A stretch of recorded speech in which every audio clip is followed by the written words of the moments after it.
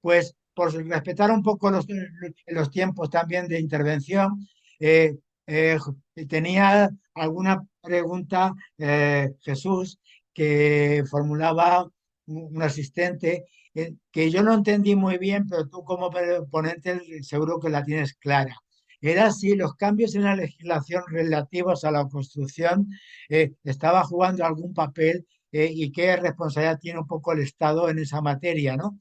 Entonces, supongo que has tenido tiempo de pensar un poco en la respuesta.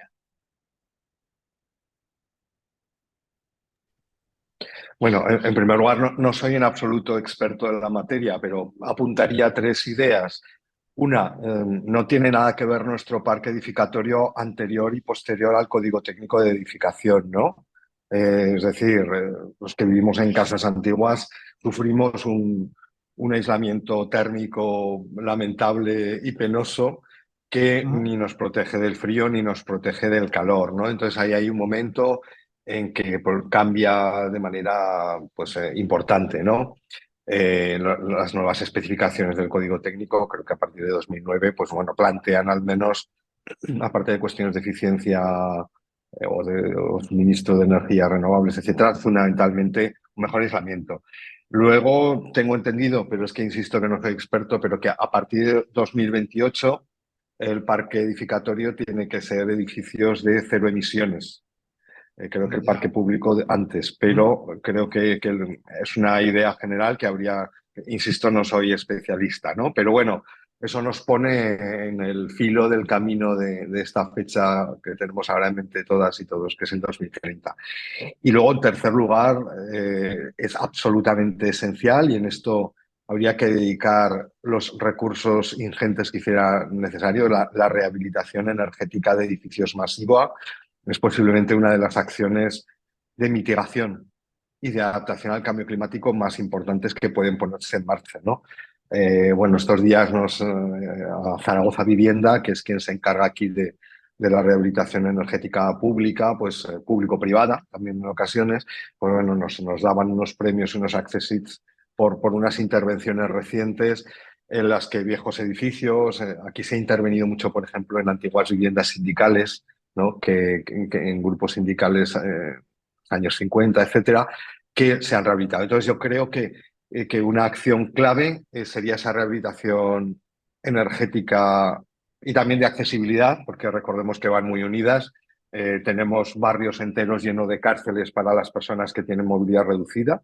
Eso es brutal, o sea, es un hecho de proporciones enormes de personas mayores, personas con dificultades de movilidad que no pueden salir y entrar de sus casas y entonces esa doble rehabilitación energética y de accesibilidad debería ser una prioridad de las políticas públicas absoluta, porque por una parte reduciría las emisiones necesarias para calentar y por otra nos podríamos evitar esos impactos de adaptación. Entonces, con esa triple idea os lanzo sin en absoluto ser persona experta en este tema, que seguro que pueden completar alguna persona más.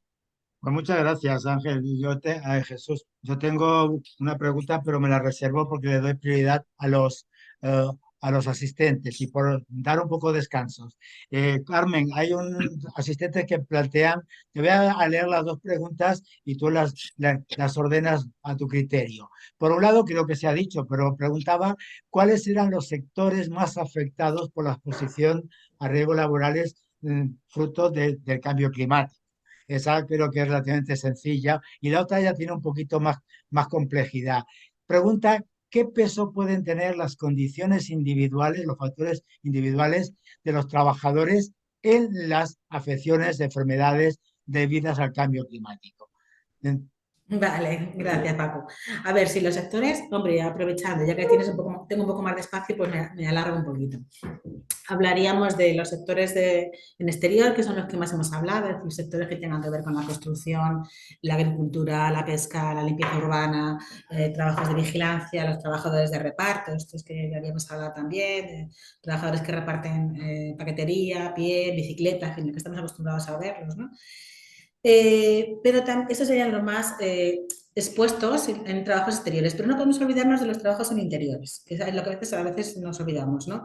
Y que tiene que ver sobre todo con aquellos industrias que generan calor en su proceso productivo, por ejemplo, en las industrias, en la lavandería, en las cocinas, o muchas veces, que también en Madrid lo hemos visto, son muchas naves industriales con placas de Duralita, normalmente, poco ¿Eh? acondicionadas. De hecho, hace no mucho hubo una muerte de calor en una de estas naves industriales, ¿no? O sea que no todo está fuera, también en el interior de algunos sectores. Y yo añadiría, fíjate, por poner también el foco en otro lado, otros sectores que no producen calor, pero que no están especialmente acondicionados porque no hacía falta. Y estoy hablando, por ejemplo, del sector educativo. Estamos viendo cómo durante los últimos años, es decir, no solamente en referencia al trabajador docente, el trabajador no docente, el conserje, las trabajadoras de cocina, las trabajadoras de limpieza, es decir, un montón de trabajadores en el ámbito docente, también de los alumnos, ¿no? Como hay sectores donde o hacemos un esfuerzo en aclimatarlos para lo que nos viene o si no tenemos un problema. Entonces, aprovechando, te digo que tenía un poco de tiempo. Y en referencia a lo de las condiciones individuales, hombre, a ver, lo primero que tenemos que decir, evidentemente sí, es decir, hay que tener en cuenta que en prevención, el principio preventivo es hay que adaptar el trabajo a la persona. Entonces, siempre que tengamos, no al contrario, ¿no? Entonces, partiendo de este principio elemental, es verdad que hay que tener en cuenta que podemos tener trabajadores que pueden ser especialmente sensibles a determinados riesgos. Y el calor, el estrés térmico es un riesgo más, como ya hemos dicho. Luego podemos tener trabajadores que sean especialmente sensibles a ese tipo de riesgo. Y estaríamos hablando, por ejemplo, hemos hablado de las trabajadoras embarazadas que tienen una menor capacidad de adaptación al estrés térmico y que además pueden tener efectos en el embarazo y en el propio feto. Estaríamos hablando de trabajadores adultos mayores, que como bien decía, creo que era Ángel hace un rato, es decir, estamos en un momento, o sea, vamos a afrontar ya, estamos ya de lleno en un envejecimiento de la trabajadora importante, luego el tema de los trabajadores adultos mayores, pues vamos a tener que tenerlo en cuenta y probablemente tengamos que hacer unas adaptaciones o enfermos crónicos, ¿no? Que ya hemos visto que el estrés térmico puede favorecer o incrementar los procesos, las enfermedades crónicas ya previas, ¿no?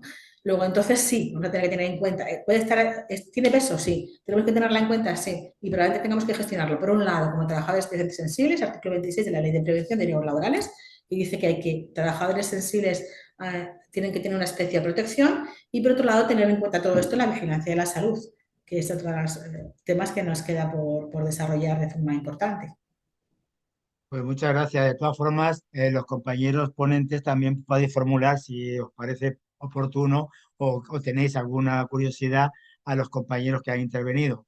Yo le voy a formular una ahora también a Ángel, que igual también luego con Carmen hay que completar algo, porque a mí me ha llamado la atención un poco eh, digamos, la dificultad que hay a la hora de implementar medidas de prevención del estrés térmico en los invernaderos por esas fluctuaciones, esos cambios que, se, que tú resumías en los estudios de investigación. Por tanto, en tu opinión, ¿qué medidas de prevención del estrés térmico serían aplicables en los invernaderos?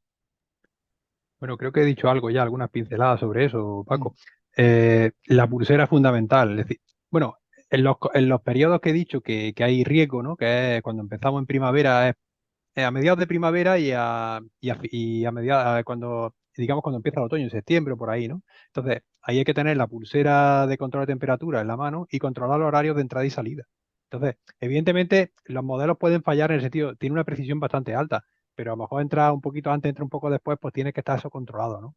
Sería interesante eso que hemos dicho, el humidez index, ¿no? Se puede hacer una aplicación muy, muy sencilla, un pequeño sensor de temperatura-humedad con una alarma. En cuanto supere los niveles, pues pitaría. Y con el control de la pulsera, pues no habría ningún problema. Es decir, que eso se puede implementar rápidamente en cualquier invernadero, ¿no?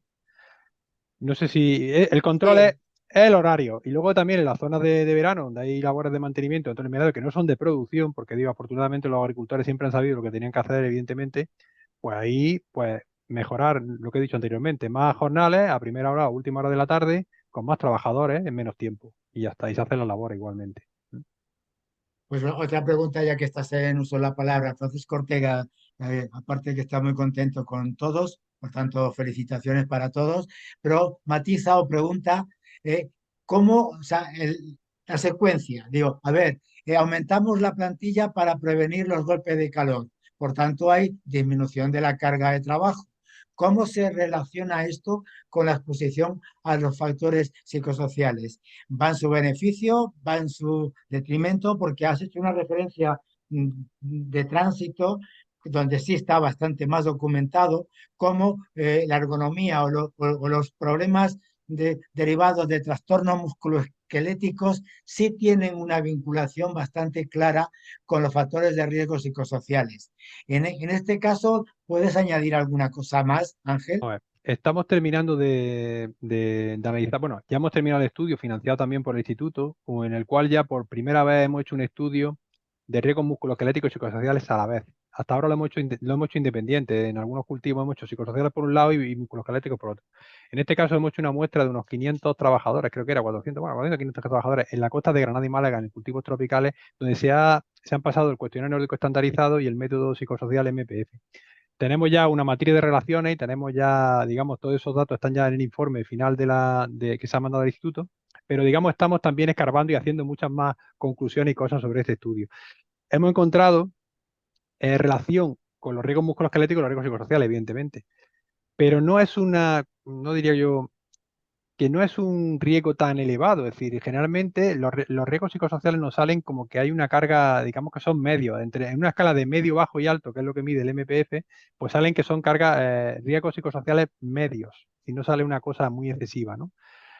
Y luego también solo sale que hay dolencias de espalda, como suele ocurrir en toda la agricultura, y que está relacionado con esa carga media. Es decir, los riesgos psicosociales de origen, estamos hablando de demanda, carga mental, estamos hablando también de moving. Bueno, moving no sale, pero que hay cierto reconocimiento, algunos otros factores que, digamos, a nivel medio no sale tampoco ningún riesgo alto en psicosocial, pero están relacionados fundamentalmente con dolores de espalda y cuello. Eso es lo que hay un poco, pero no es nada. Y luego hay una pregunta del cuestionario nórdico estandarizado muy importante que ocurre en todos los cultivos que hemos analizado en olivar, en invernaderos. Vamos a analizar más, estamos también con granjas de cabras, también estamos en Huelva ya intentando hacer estos estudios. Hay una cosa muy importante que siempre dice, es el cuestionario nórdico pregunta, y si recordáis una de las cuestiones, eh, el dolor de rodilla, el dolor de espalda, ¿le impide realizar su labor? Es decir, en estos estudios tropicales, no.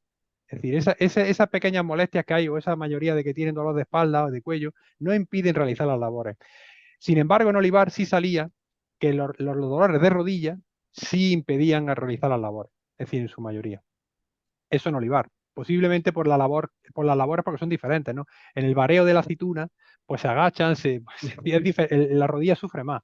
Mientras que en cultivos tropicales, la recogida de los tropicales pues es un poco diferente. No hay un vareo, evidentemente, son frutos más grandes y las posturas son diferentes. Entonces no impiden ese valor.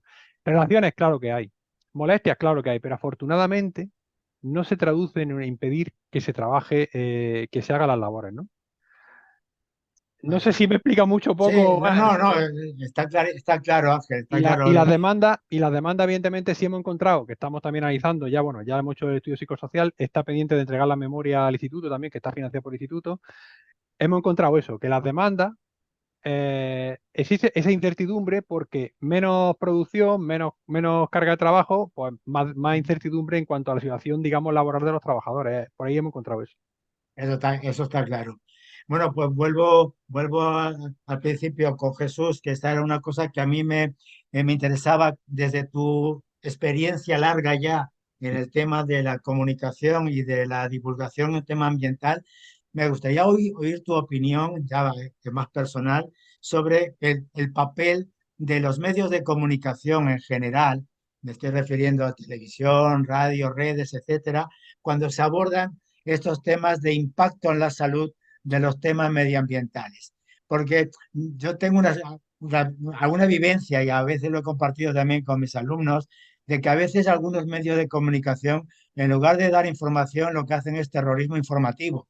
Porque recuerdo perfectamente el terremoto en Japón con la central térmica de Fukuyama y demás, se veía en la portada de un importante periódico español la imagen de los soldados japoneses retirando cadáveres de la zona que habían sido arrasados por el tsunami, y el titular era Terror nuclear en Japón.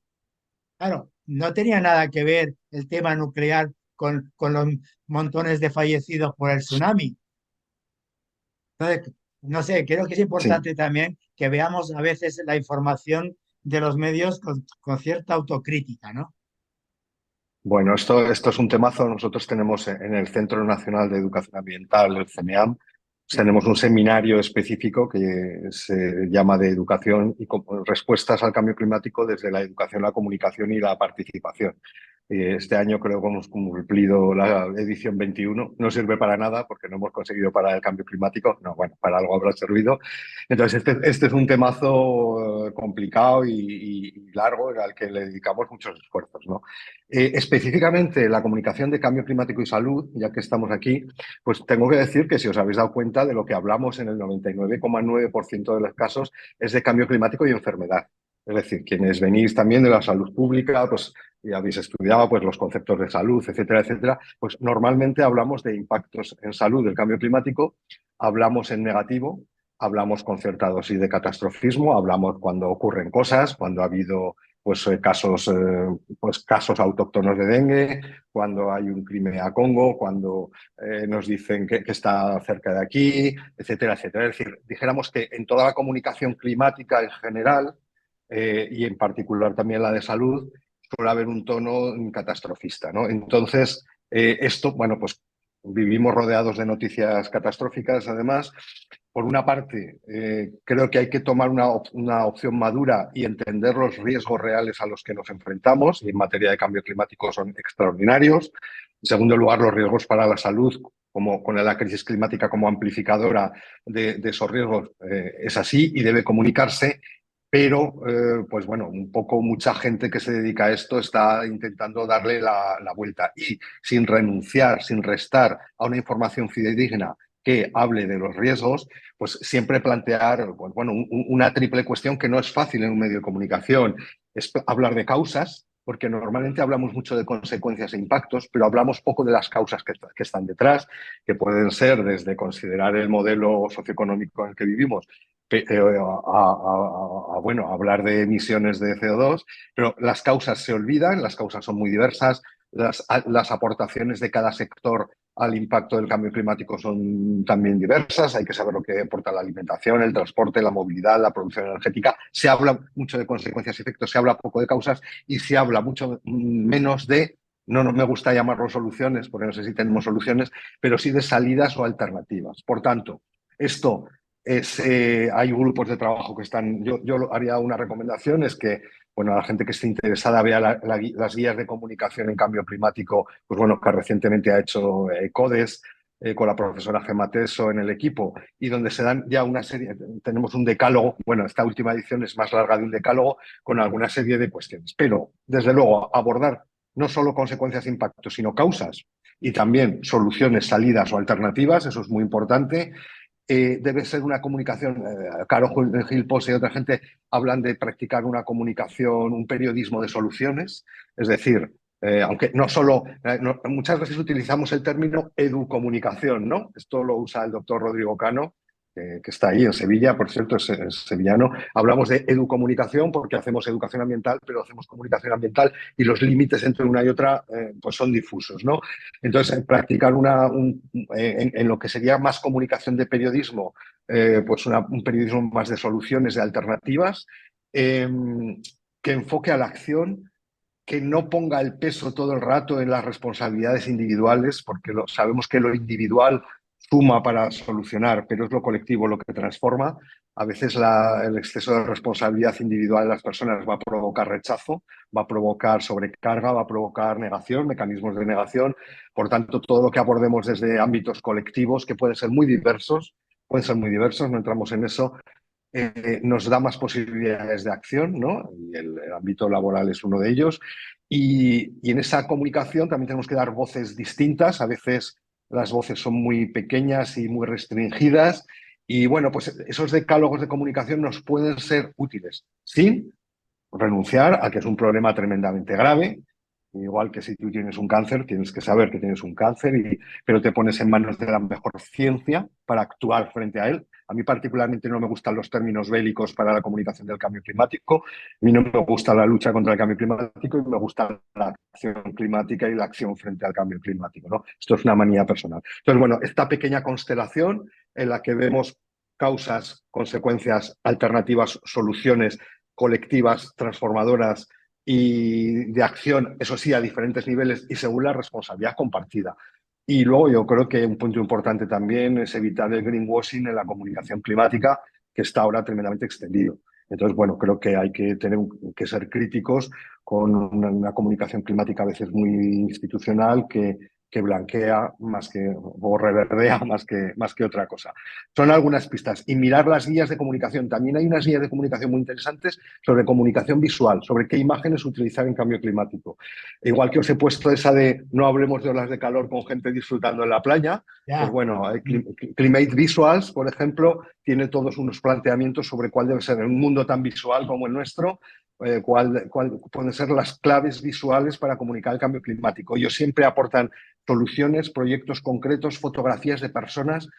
Tenemos que incrementar la conversación social sobre cambio climático. Aunque a nosotras nos parezca que se habla mucho de cambio climático, socialmente no se habla tanto de cambio climático. Entonces, el incremento de la conversación social en todos los ámbitos es algo también importante. Y esas guías tanto de comunicación más periodística como de comunicación visual nos pueden dar pistas de cómo hacer.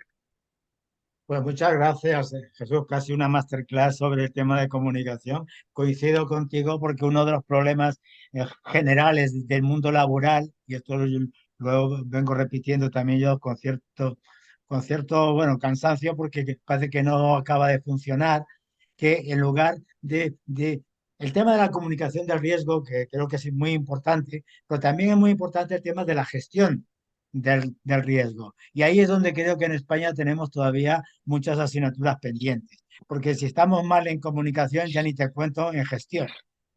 O sea, creo que es una visión personal, por lo menos. Bien, Carmen, hay una pregunta que no sabía muy bien cómo formulártela, la plantea un asistente, Jaime, que no sé si es con doble intención, tú sabrás interpretarla. Dice que si la jornada de 4 días o el teletrabajo puede ser una forma de evitar los riesgos ambientales. Micrófono, Carmen. Ahí estoy, ahí estoy. Es que eres muy rápido, ahora me da tiempo. A ver, antes de, sí, bueno, una pregunta con doble, con triple, sí, interesante. Pero antes quería comentar un tema de la intervención de Ángel, ¿no? Primero porque me ha parecido, bueno, súper interesante el estudio, que como tú dices, requiere de un estudio en profundidad, porque una presentación magnífica, pero yo quiero ver para empaparme más, ¿no? De lo que habéis hecho. Pero es verdad que yo cuando pienso en invernaderos, a mí me encanta que sea es decir, que entiendo que son invernaderos, evidentemente, donde hay trabajadores con derechos, ¿no? Pero a veces me viene a la cabeza como hay otros trabajadores trabajando en invernaderos donde lo que no tienen es ni siquiera el derecho ni al empleo, ni a la protección, ni mucho menos a la salud. Entonces, bueno, que a veces el mundo este es un poco complicado, porque lo que nos falla es el primer derecho, ¿no? El tener derechos. Pero bueno, y a ver, en referencia a lo que decías del teletrabajo, a ver, lo primero es que hablabas del teletrabajo, a ver, en trabajos al aire libre, que es la mayor exposición al cambio climático, pues el teletrabajo es un poco complicado, ¿no? No me veo yo repartiendo los compañeros, los chavales de la bici con el teletrabajo, no es un poco complicado, ¿no? Pero bueno, hay otros sectores que también podemos ver. Entonces, más allá de esto, es verdad, a ver, si reducimos desplazamiento, vamos a reducir primero el impacto en el cambio climático, vamos a evitar emisiones y por lo tanto vamos a mejorar el clima. O sea que en desplazamiento, si reducimos desplazamiento vamos a mejorar el clima, eso es evidente. Vamos a reducir también los accidentes en itinerario también, por ejemplo, ¿no? Ahora, ¿en qué medida esto puede mejorar? Pues va a depender mucho, por ejemplo, de en qué condiciones climáticas vamos a realizar el teletrabajo. Porque a lo mejor yo estoy en una oficina suficientemente con una eficiencia energética buena, una climatización decente, pero a lo mejor tengo que realizar mi trabajo en una casa que no tiene esa eficiencia o no tiene esa climatización y voy a trabajar desde el punto de vista climático en condiciones peores que las que estaría. O sea, me estoy abstrayendo un poco en esa parte. Entonces, va a depender mucho de en qué condiciones.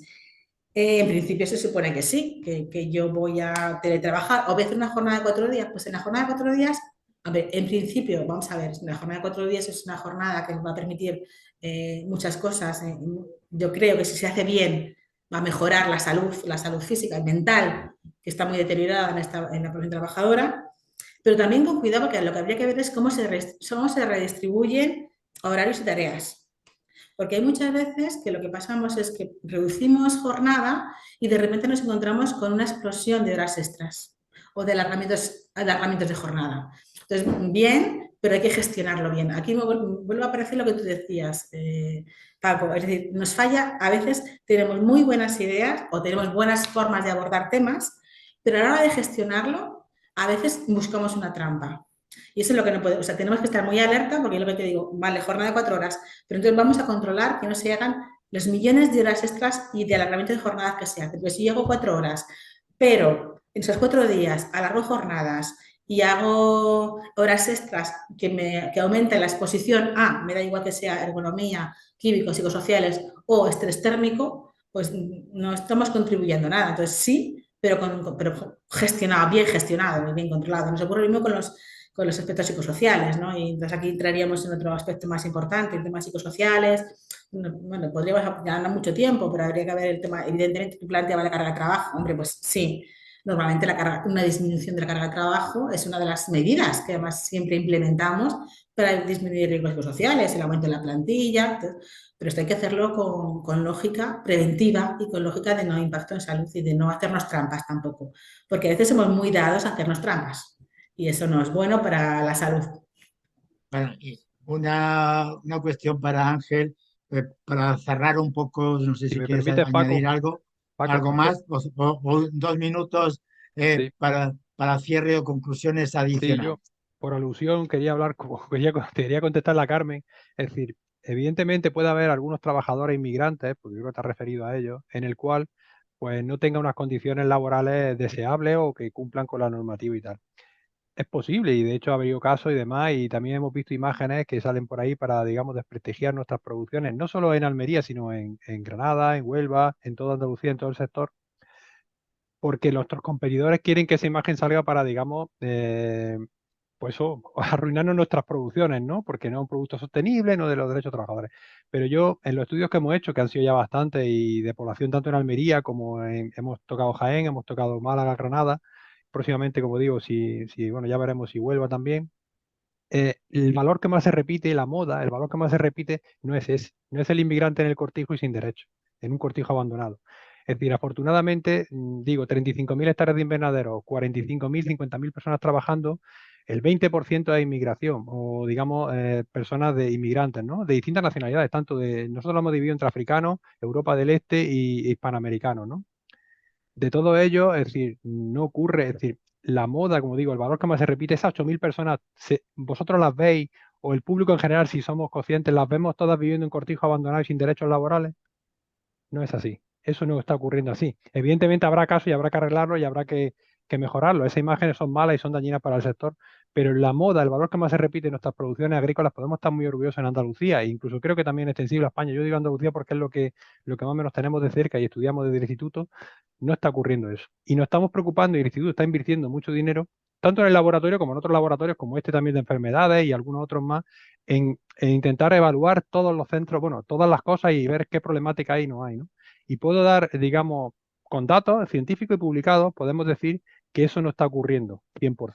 Pues habrá casos limitados, pequeños casos, pero no es la moda, no es el valor que más se repite.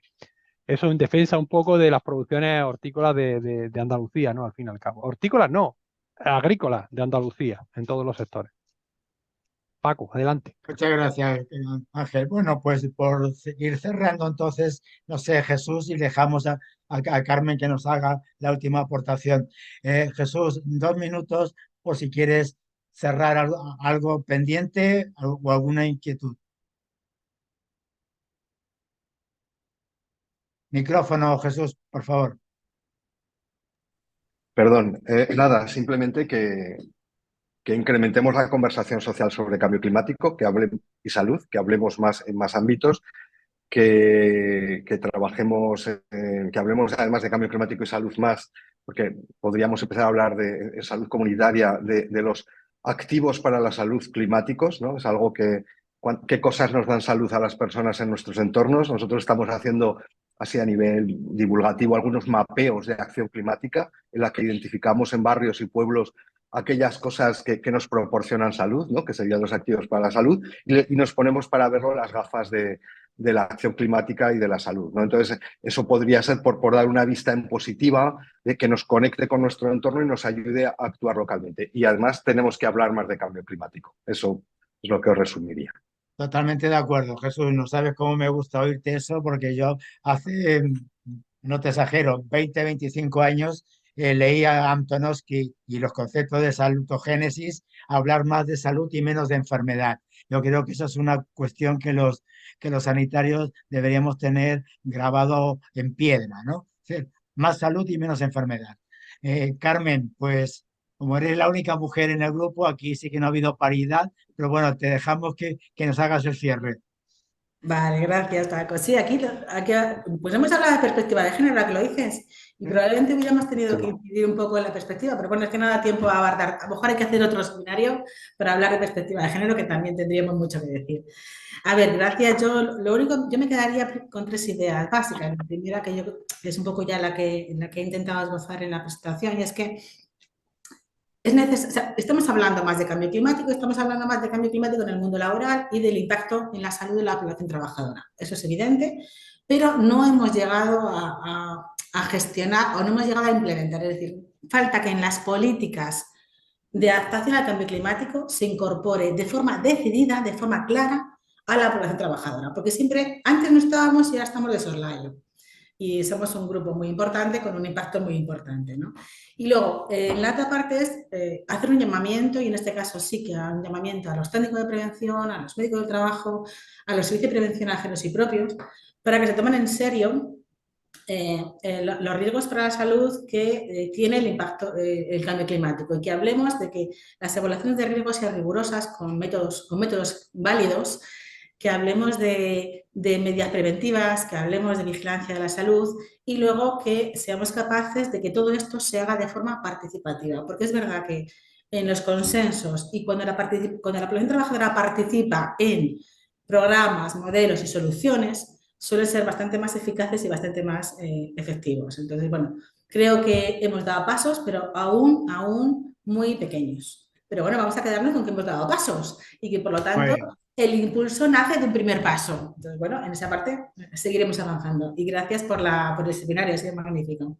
Muy bien, pues yo antes de dar el paso a la clausura, quiero agradeceros a todos, sin distinción, la buena disposición, el alto nivel de la ponencia. Yo he aprendido mucho escuchándoos y sobre todo vuestra generosidad compartiendo en estos foros. Por mi parte, doy por concluido, no ha habido ninguna pregunta que se ha dejado sin responder.